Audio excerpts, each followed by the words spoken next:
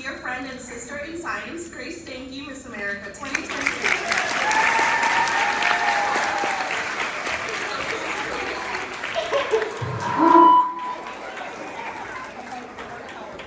The hugs are powerful. That was my heart. That was my heart. It was mine. I love Maria. She is a fantastic young woman, and I think it's so important for people to have young role models and people to look up to in their communities. And Maria is a great resource for women in STEM right here in Racine. And I'm sure she's more than willing to answer questions or help out in any way possible. And I know I'm more than willing to help out with that as well. So today, let's get started. I have a lot of fun stories for you. I'm a big storyteller. Now I have the stories I planned. This one can turn on? Okay, sounds good. I was gonna say, I just want to make sure we don't have that. So I have a lot of stories, and these are the ones I wrote down to make sure I tell you. Keep me on track, all right? Because otherwise you're gonna get a lot of unhinged stories, and we don't want that today.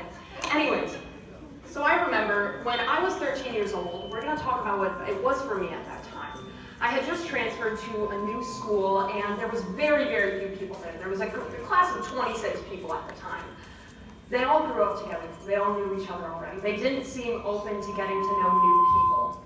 At the same time, my dad had just been diagnosed with Hodgkin's lymphoma cancer for the second time. We're walking over here, which is great because I love to walk and talk, so even better. My dad had just been diagnosed with Hodgkin's lymphoma cancer for the second time in his life. The first time was when I was in about 4th grade, and he was able to get chemotherapy, go through it, and was treated and was declared cancer-free. And then 4 years later, I was 13, and he was back in the hospital again receiving chemotherapy.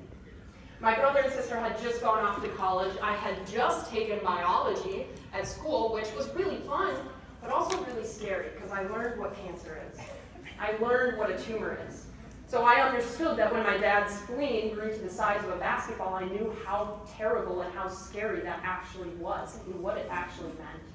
My brother and sister had just gone off to college. My mom was spending time in the hospital with my dad a lot, and never in my life had I felt more alone.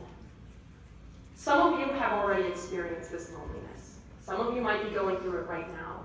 Some of you might be having it 2 years from now. And I'm a nuclear engineer. I wish I could tell you the mathematical formula, the perfect equation of how to get out of this loneliness. But I don't think there is one. But what I can do is tell you my story, how I escaped this loneliness, how I became comfortable in who I was, and hopefully you can take a piece of that and apply it to your own story. Because you are the author of your own story, and you shouldn't let anything else write that or change that for you.